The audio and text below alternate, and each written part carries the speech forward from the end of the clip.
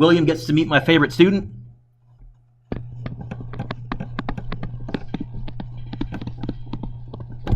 William, can you read that out loud, please? Answer a key. She gets everything right. Think about it.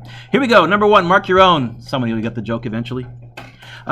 2 marks. It's going to be 1 mark for the correct trig function, 1 mark for the angle. I'm going to go fairly quick. If you have questions, you can hit me up later. Number 1 is just straight Pythagoras. You would end up going x squared plus 8 squared equals 10 squared. It's going to be 10 squared minus 8 squared equals x squared square root. However, I know that there is a triangle in Pythagoras that is the 3, 4, 5 triangle, and I notice this is 5 times 2, this is 4 times 2. I'm betting this is 3 times 2. The answer is 6, isn't it? I got that by being clever, not by doing the math. I know a few triangles. I've memorized a few because this is how you make questions work out evenly for grade 8s and 9s that don't like yucky decimal numbers. In fact, question number 2, I also know there is a 5, 12, 13 triangle, and I notice this is 5 times 2 and this is 12 times 2. I'm pretty sure the answer is going to be 26. You would go 10 squared plus 24 squared equals y squared, but it is 26, is it not? Number 3. Now this won't work out evenly. I don't think there's a Pythagorean triangle that has a 19 and a 24 in it. M squared plus 19 squared equals 24 squared. Again, if you are good enough that you can skip writing that, I'll be honest, if I saw this, I would go straight to my calculator. I would say, they gave me the hypotenuse, so I'm subtracting, and I would go 24 squared minus 19 squared equals, and then I go square root, answer button.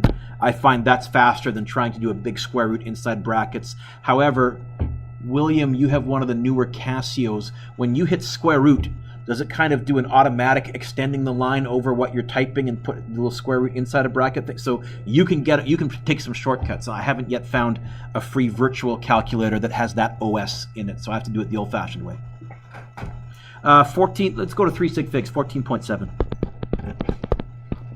I would take 15 to 2 sig figs. I'd take a half mark off if you went 14.6. I'd say learn to round off properly, please.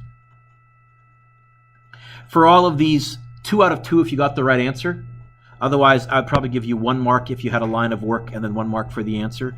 And for the rest of these as well, if you're able to get the answer without writing anything down, 2 out of 2 for the correct answer. Otherwise, 1 mark for the correct trig function, 1 mark for the correct answer. This is opposite, this is hypotenuse. You would write down sine of 45 equals 16 over x. Drew, where is the x? On the bottom. No, it's not. Also on the side. So I see the x right there. I divide the trig over, and it's going to be 16 divided by sine 45. 22.6, yes?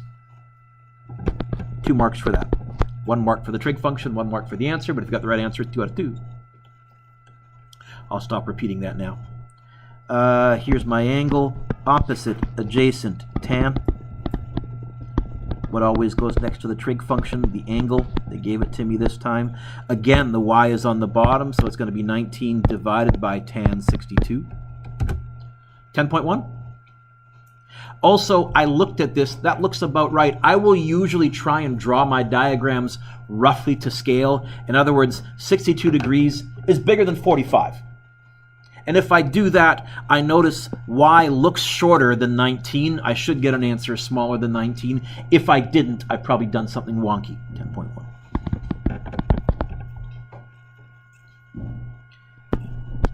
Opposite, hypotenuse, sine 34 equals 8 over x times the x over, divide the trig, 8 divided by sine 34. 14.3. Opposite, hypotenuse, this is also sine, but this time the j is on the top. 12.3 times the sine of 22. You get 4.6, 1. If I go to 3 sig figs, 4.6.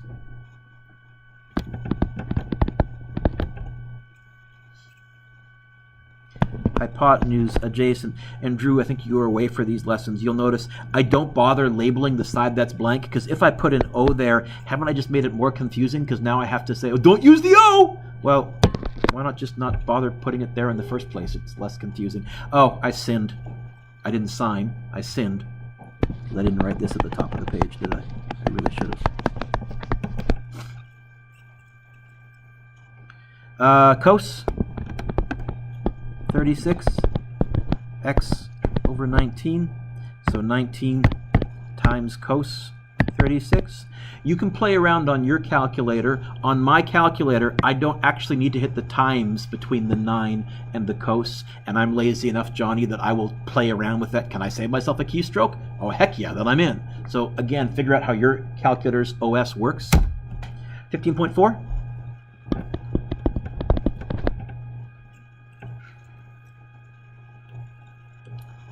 Ooh, now we're finding an angle. Opposite hypotenuse. Sine what goes next to the trig function, the angle, 4.6 over 10. Drew, how do I find an angle? Second function. Or shift or inverse, depending on your calculator model. And you'll know you're doing it, that little -1 that appears there is the mathematical symbol for the inverse operation. The inverse of square rooting is squaring. The inverse of plussing 5 is minusing 5. The inverse of timesing by 2 is dividing by. So that's the symbol for inverse. It's a stupid symbol. We should have picked something else, but that's okay. I'll go on a rant about it later. 27.4 degrees. I will be fussy. If you didn't put a degrees symbol, I'm taking a half mark off. Units are important.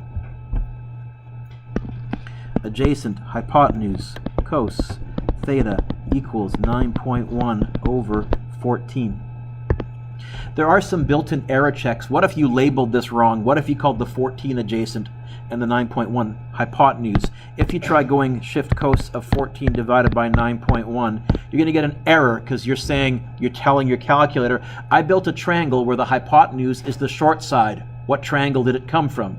It's saying, there's no such thing. Okay? Mine calls it a domain error. Don't know what your calculator will display it as. So I need to go 9.1 divided by 14. I've also noticed closing off that final bracket on my calculator isn't required, so I sometimes won't. 49.4. Yes? Not 49.5. Number 11. Adjacent hypotenuse. Oh, it's going to be cosine of 71 equals 9.1 over x. Now we're finding a side again. It's going to be 9.1 divided by cos 71. 28.0 if I go to 3 sig figs. 28 if you go to 2 sig figs. Am I wrong?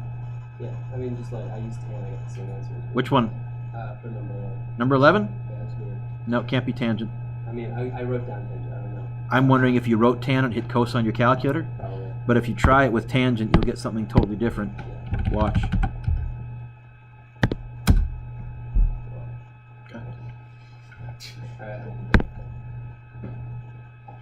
If you did tangent and multiply, no, that wouldn't work either.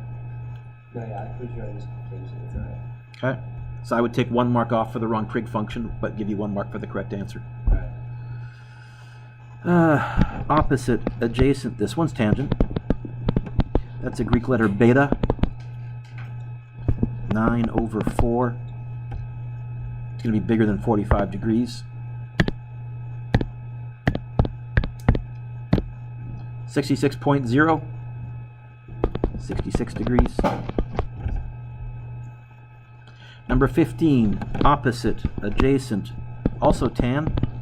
Theta equals 3.1 over 9.6. 3.1 over 9.6. 17.9. I would take 18 degrees. Number 16, I'm going to dollop. How tall is a tree? Okay, there's the tree. All right, fine. Now it's a tree. Says it's got a shadow that's 18 meters long. Shadows are measured on the ground because that's when you see the shadow on the flat surface. We want the height, I'll call that x, and it says the angle with the ground, also called the angle of elevation, is 26 degrees. I'm pretty sure this is going to be opposite adjacent. It's going to be tan 26 equals x over 18. Multiply the tangent. You get 8.78. If you didn't put meters, I'd take a half mark off. Sorry. How high does the ladder reach up the wall? Here's my ladder. So they want that. The base is 1.6, and we have an angle of elevation of 71 degrees. You know what? It's tangent again. Tan 71 equals x over 1.6. 1.6. Try that again, Mr. Dueck. 1.6 tan 71. 4.65 and meters. Is that correct? So far, so good. Next page. S O. Did I skip 12 and 13? How did I do that? I missed 2. Well, that was a little strange. Yeah, it's his fault. Well, I don't know if that's a mistake. That's an omission.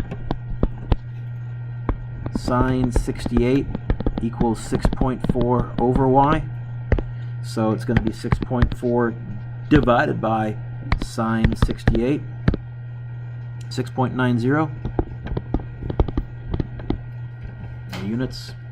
And it's going to be adjacent hypotenuse cos theta equals 4 over 11. Shift cos of 4 over 11. You get 68.7. Did I miss any more on this page? Okay. Now turn the page, and I will dutifully write SOHCAHTOA at the top of the page. Solve the following completely. Probably the first thing they want me to find is YZ, and that I can do with Pythagoras. It's going to be 39 squared plus 15 squared or minus 15 squared? Okay.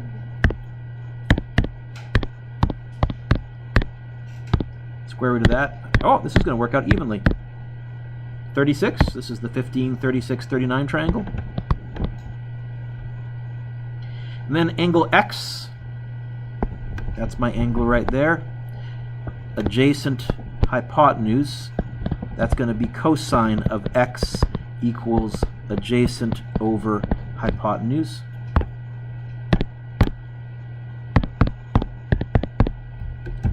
Do you get 67.4 degrees? I could now use trig to find angle Z, but I know that every triangle adds to 180.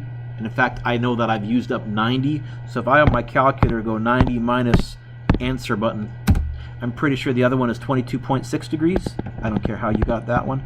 3 things, 1 mark each.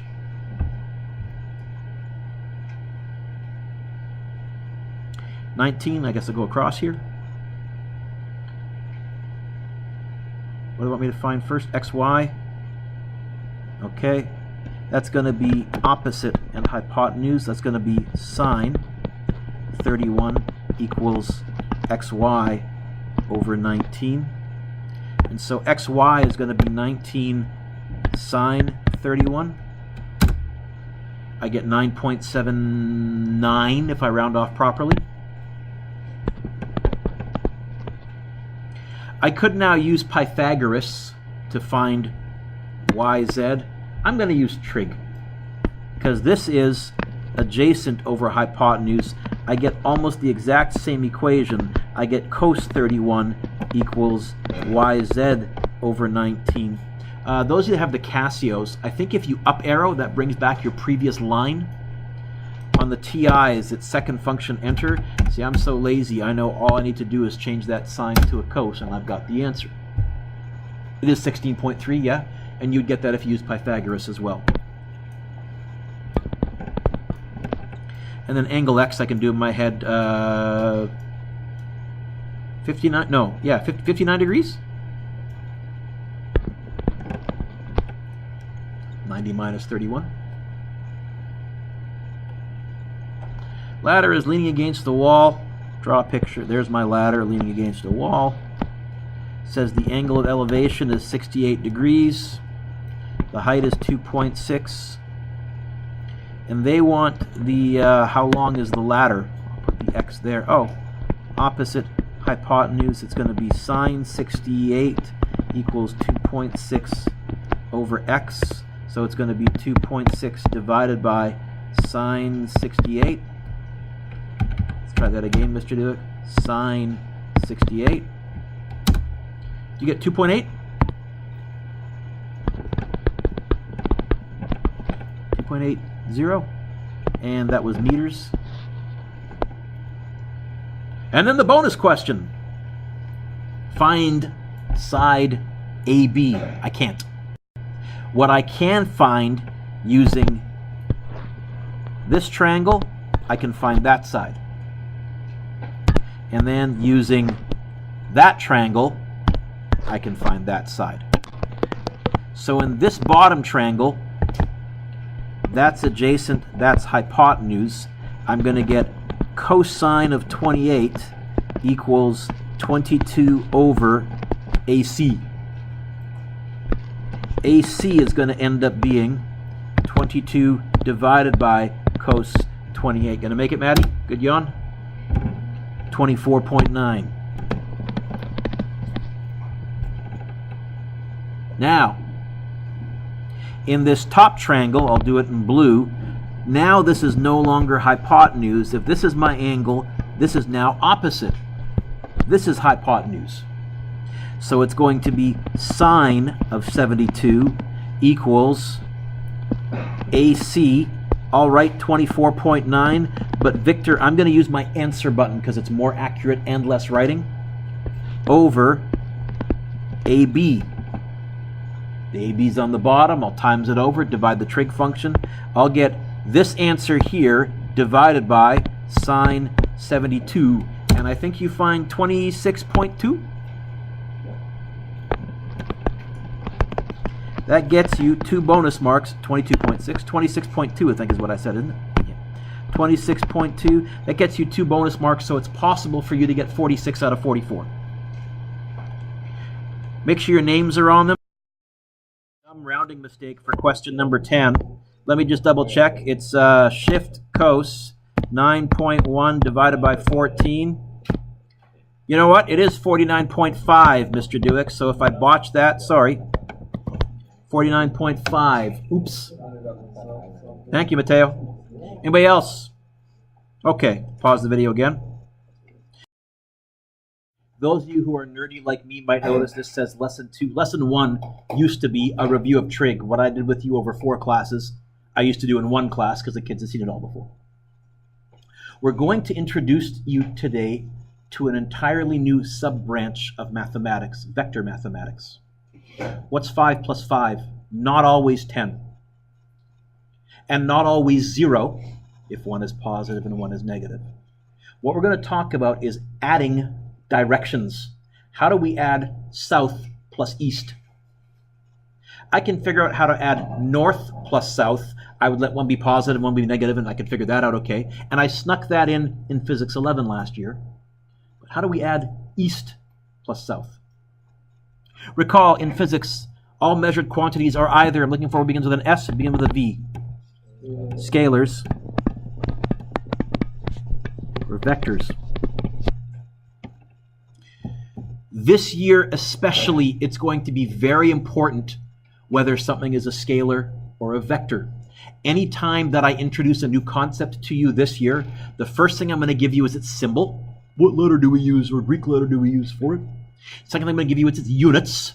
What do we measure it in? Third thing I'm always going to tell you, is it a scalar or is it a vector? Scalars have magnitude only.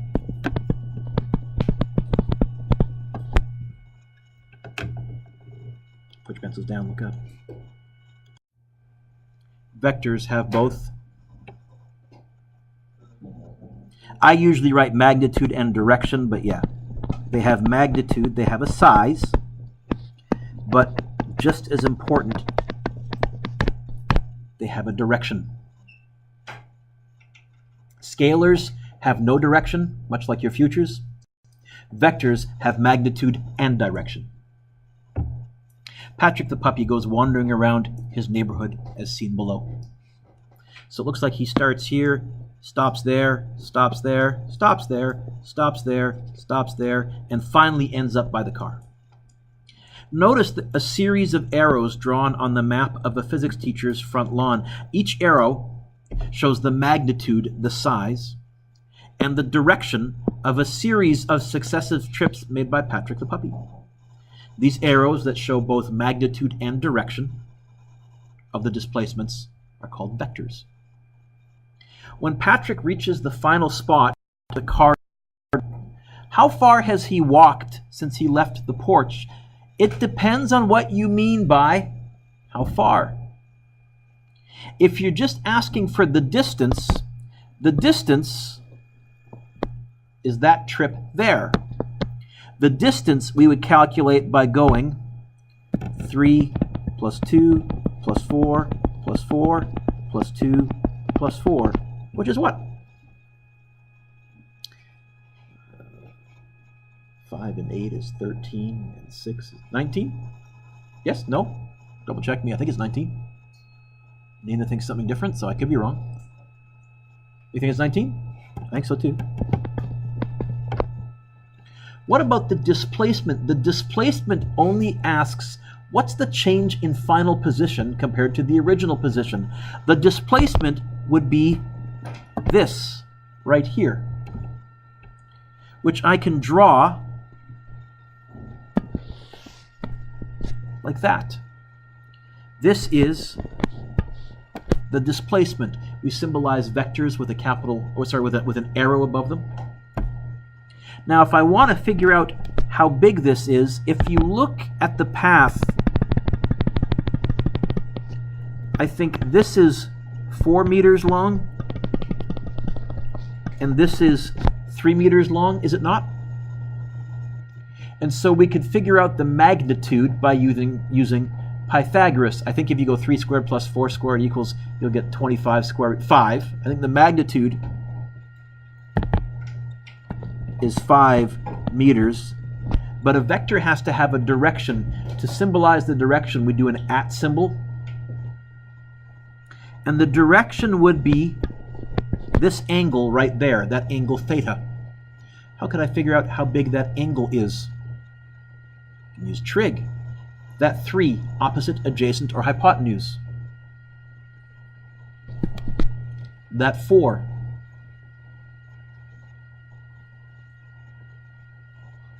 What is it? Which trig function? Tan. How do I find an angle? Shift. So on your calculator, can you go shift tan of 3 over 4? I think it's going to be in the 20s or the 30s. 36 point... Sorry? 36.9? 36.9 degrees. That's not enough. We would then say north of east. And I'll show you how that works in a second. The displacement is 5 meters at 36.9 degrees north of east. Little note, there are 2 ways to indicate a vector quantity. In type font, when you're typing in textbooks, you can indicate a vector by doing it in bold italics. In handwriting, we draw a little arrow above it. To try and do bold italics in handwriting is a bit awkward. To try and kind of do that to show that's a vector is stupid. So I will almost always use the arrow notation even when I'm typing. But you may see, if you're looking for free textbooks online or you come across something online, you may see they bold font vectors and then they don't bold font scalars. In handwriting, to show that we only want the magnitude of a vector, we don't care about the direction, we put it in absolute value signs. You learned about absolute value last year. What's the absolute value of 5? 5. What's the absolute value of negative 5? Really, what you're saying is, what's the magnitude of that number? 5. And so we stole that notation in physics. If I put absolute values around something, I'm saying I just want the magnitude. I don't care about the direction.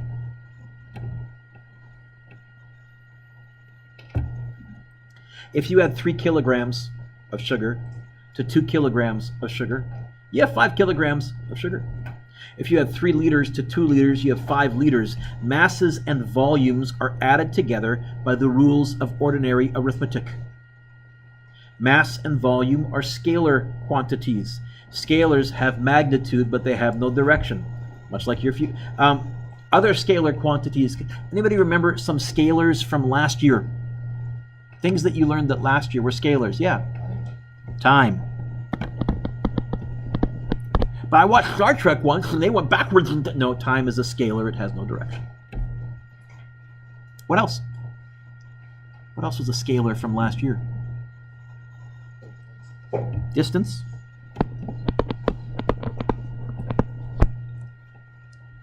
What else was a scalar from last year? I heard someone say it. Speed.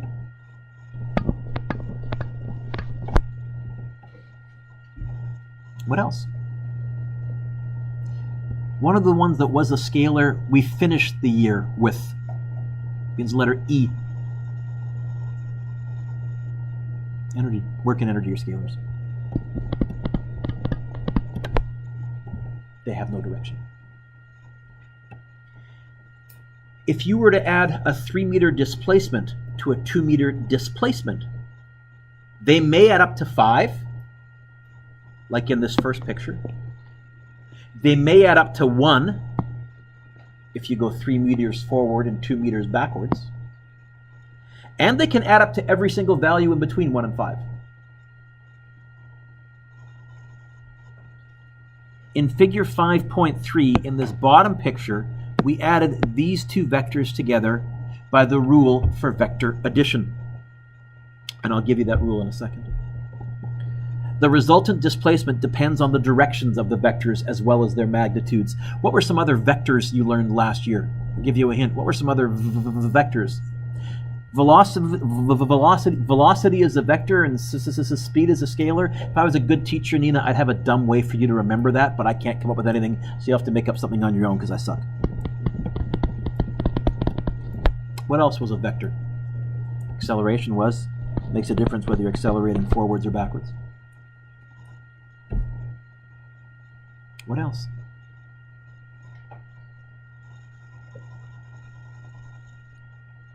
Force. Makes a difference which way you push on something. Momentum was a vector. It makes a difference if it's a head-on collision or a rear-ended collision. Believe me, it does. And there are lots of other vectors. There are lots of other scalars. If we add together 7 newtons and 4 newtons, what's the maximum force we can get from that? 11 newtons. What's the minimum force we can get from that? 3. 7 forward, 4 backwards. Your net force would be 3 newtons. Those were the only 2 vector mathematics that we snuck in last year. In fact, we called it, when we did forces, winner minus loser. What you were really doing is doing some vector math for objects that were in 1 dimension in straight lines. This year we're going to say, what about 2 dimensions? Yeah, turn the page. Writing directions. This is something that's tricky. I'm going to spend some time doing this. This is how we give directions in vector notation. Do me a favor, first of all, somewhere on the top of the page, can you put a little compass rose, a little north, east, south, west? And this picture right here, this 28, how would I show that it was 28 degrees and pointing in that direction? If I wanted to give you the direction, I would call this 28 degrees. Do you notice, Lachlan, that that angle is made up of 2 lines, a slanty and a nice line? And the nice line is either going to be a horizontal or a vertical, but not the slanty line. Okay? You may have heard the expression, nice guys finish last. Nice lines come last in our directions. What direction is this nice line here? It's going to be of east. Now, what direction do I need to go from the nice line to get to the slanty line? We say this is 28 degrees north of east. The nice line shows up last. And then you ask, which way do I go to get to the slanty line? We would say that this was 51 degrees, what? North of south, east of west, what of what? What's the nice line direction here? So it's going to be of north. And then to get there, I head that way. This is 51 degrees east of north. Eli, are you with me? Because you look like you're working on other stuff. Put that away, please. This 20 degrees here would be 20 degrees, what of what? North of south, east of west, what of what? It's going to be of north, what of north? West of north. What about this 48 degrees? What of what? Drew, what's the nice line? What's going to be the of blank? It's going to be west. So of west. What of west? South of west. It's a bit unfortunate because the English is sort of backwards from the way you might be tempted to think it. So that's why I say nice lines finish last. They always go on the end. They're the of blank. What would we call this one? 78 degrees north of south, east of west, what of what?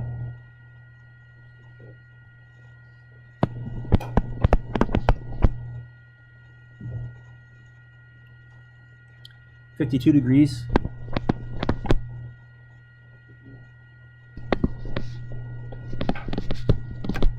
You folks are doing pretty good. I've seen some classes really struggle. In fact, one of the top students that I ever taught, good gosh, over 10 years ago now, was a young man named Dylan.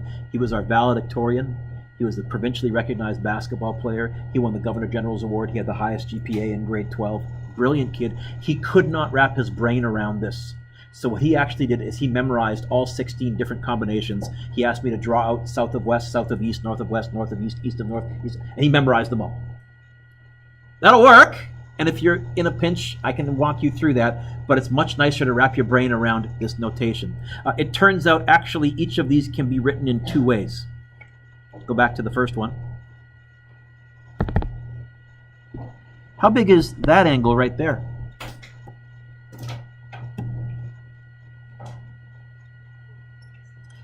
You could also call this 62 degrees. What of what? North of south, east of west, what of what?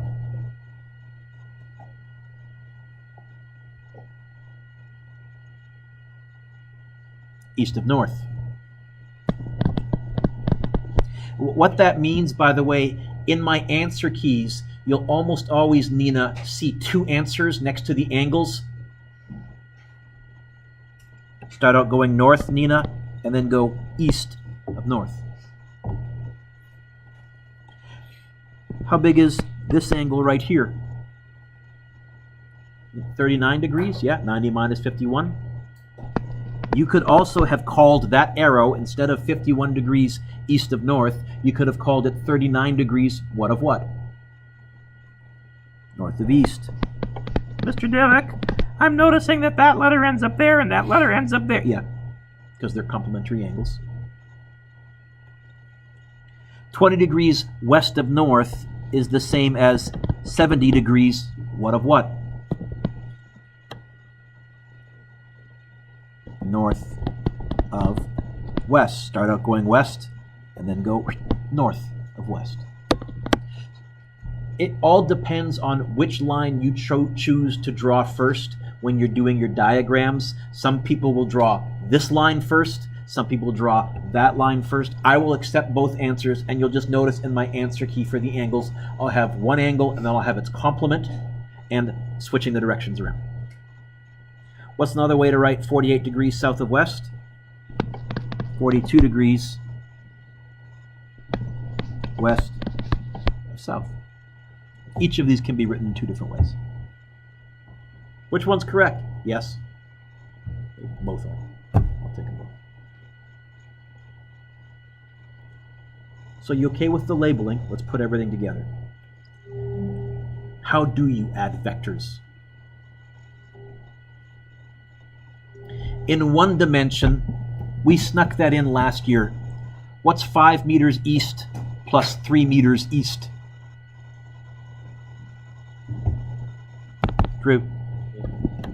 8 meters. Now, from now on, whenever I'm doing a direction, I'm going to put an @ sign, and then I'll put the east. And the reason is, what letter do we use for north? Capital letter. What letter do we use for newtons? Capital letter. What letter do we use for for west? Capital letter. What letter do you use for work? Capital letter. What letter do we use for watts? Capital letter. We've run out of letters. We just have. And so if it's a direction, I'll always put an @ symbol before it, especially for the N and the W, so you know that it's north or west, not newtons or watts or work or other stuff. 6.2 newtons left added to 6.7 newtons right is what?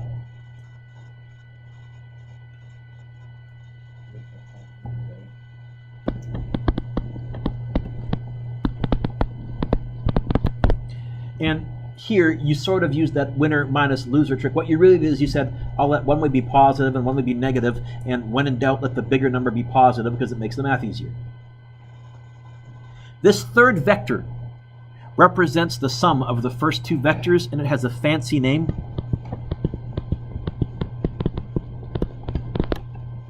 We call it the resultant.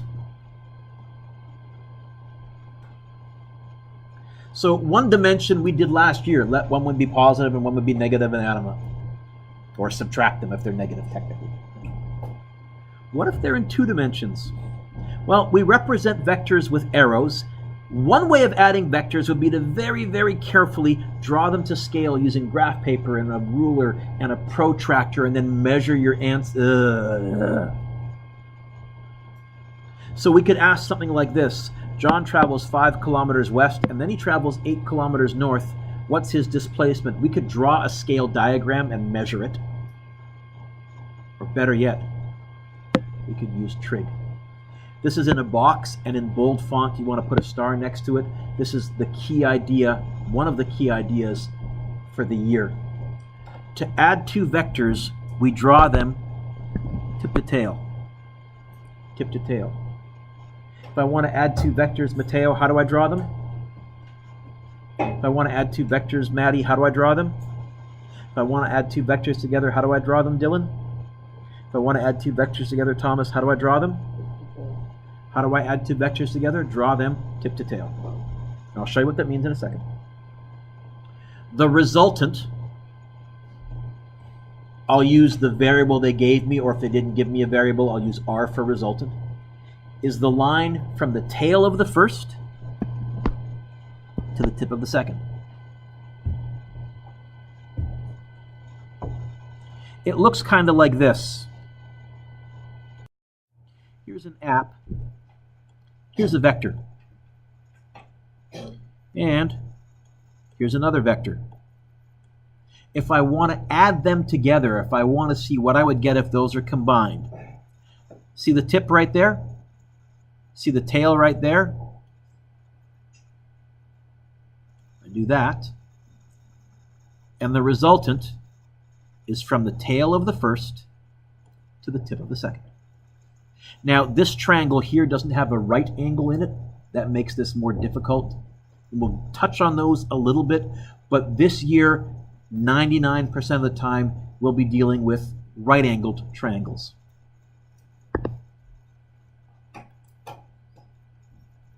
Let's try example 4 here. Now, the numbers that they gave me were 5 kilometers west, 8 kilometers north. Have all of you just turned the page? Yeah. Write a little compass rose right here.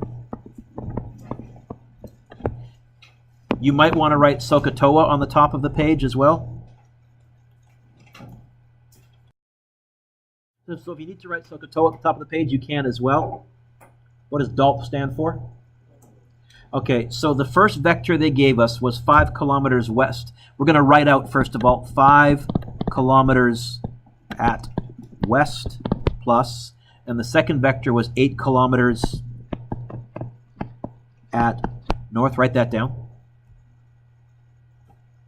Underneath each vector, I'm going to DALP. 5 kilometers west, to me would look like that. I'll draw an arrow and I'll label it with the magnitude. You can put the units on there if you want to. I tend not to. Plus, how would I show north? How would I draw that? I'm going to have the line pointing up, and I'm going to try and go roughly to scale. Is 8 bigger than 5? Is 8 twice as big as 5? So I'm going to draw a line a little less than twice as long as this 5. I'm going to eyeball it. How about like that? Kind of like that.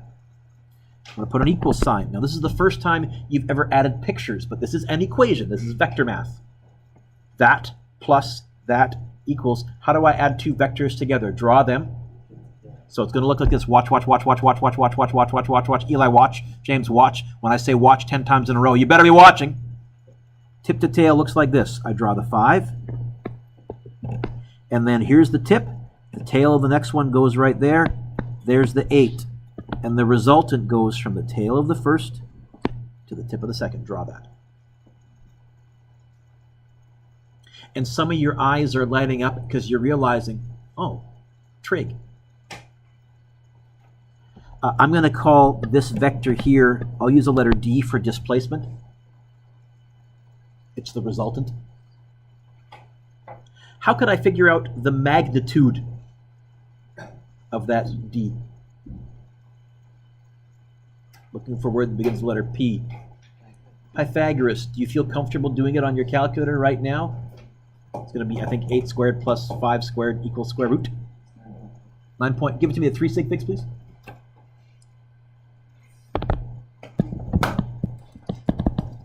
.4 what? 43? Round it off properly, yeah. Unlike I did on the quiz. Units, kilometers, direction, at, because this is a vector, has to have a direction. For the first while this year, when I ask you to find a vector, I'll put in brackets magnitude and direction to remind you, but then I'll stop reminding you. I'll expect you to clue in. This is a vector, he wants the direction. How can I figure out the direction? I'm going to find an angle. The direction, we put theta where the vector is originating from, not where it's pointing to, where it's coming from. So put the theta down there, in the bottom right corner. That 8, opposite, adjacent, or hypotenuse. That 5. Which trig function? Pardon the interruption. Hang on. We're going to have our announcements before the lunch break. Which trig function? What always goes next to the trig function? The angle, in this case, the theta, the 0 with a belt. 8 over 5. How big is the angle? Shift tan, 8 over 5, and I get 58 degrees. 57.99. It won't often work out that nicely. It's usually going to be a yuckier decimal, but okay, 58 degrees. What of what? North of south, east of west? What of what? What would we call that? Sorry? Let's see. Nice guys, nice lines finish last. Nice lines finish last. So this line's going to be the of. So it's going to be of west. North of west. Or, now, what's 5 plus 3 in your heads out loud? What's 3 plus 5 out loud? 8. When you add, does the order that you add numbers make a difference, or do you get the same answer? With vectors, it's the same idea. If vector A plus vector B will give you the same answer as vector B plus vector A, but it'll look different. I drew the 5 first, and then I drew the 8. Don't write this down, just watch. You could have drawn the 8 first, and then the 5. You'd get the same resultant. See how those two red lines look identical? But your theta would be this one here. It would be 32 degrees, and that one would be west of north. And that's how it's possible for us to have the correct same answer, but it'll look different because, Lachlan, you just happen to draw your lines in a different order than I drew my lines. What's 5 plus 3? What's 3 plus 5? What's 5 minus 3? What's 3 minus 5? Do you get the same answer that way? Order matters when you subtract with numbers. Order will matter when we subtract with vectors. When we're subtracting vectors, we'll have to be much more careful. Okay?